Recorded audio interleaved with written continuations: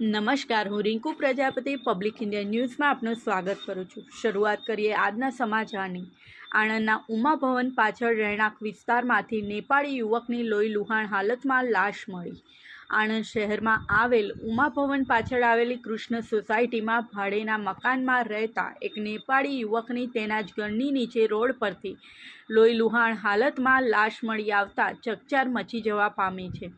આ અંગે આણંદ શહેર પોલીસે અપમૃત્યુ નોંધ દાખલ કરી આગળની તપાસ હાથ ધરી છે। મૂળ નેપાળના વતની અને મુંબઈના ભુલેશ્વર ખાતે સ્થાયી થયેલ 29 વર્ષીય લલિતસિંહ લાલ બહાદુરસિંહ થાપા પોતાના અન્ય સાથીઓ સાથે છેલ્લા કેટલાય સમયથી આણંદ શહેરમાં ઉમા ભવન પાછળ આવેલી કૃષ્ણ સોસાયટીમાં ભાડાના મકાનમાં રહેતો હતો અને મારુતિ સોલાર કોમ્પ્લેક્સમાં આવેલા પીઝા બફેટમાં નોકરી કરતો હતો। છેલ્લા 15 દિવસથી તે નોકરી પર જતો નહોતો અને દારૂ પીવાની લતે ચડી ગયો હતો। દરમિયાન આજરોજ આ લલિતસિંહની લાશ તેના મકાનની નીચેથી લોહીથી લથબથ હાલતમાં મળી આવી હતી।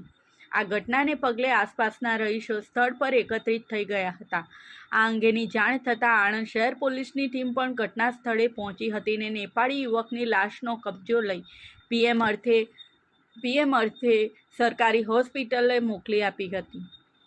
પોલીસની પ્રાથમિક તપાસમાં નેપાળી યુવકને માથાના ભાગે ગંભીર ઇજાઓ પહોંચવાથી પુષ્કળ પ્રમાણમાં લોહી વહી જવાના કારણે મોત નીપજ્યું હોવાનું બહાર આવ્યું છે। પોસ્ટમોર્ટમ રિપોર્ટ આવ્યા બાદ યુવકના મોતનું સાચું કારણ જાણી શકાશે। હાલ તો આ અંગે આણંદ શહેર પોલીસે અપમૃત્યુ નોંધ દાખલ કરી છે અને સોસાયટીમાં લગાવેલા સીસીટીવી કેમેરાના ફૂટેજના આધારે તેમજ એફએસએલની મદદથી આગળની તપાસ હાથ ધરી છે। આ સાથે આજના સમાચારને અહીં સમાપ્ત કરીએ છીએ।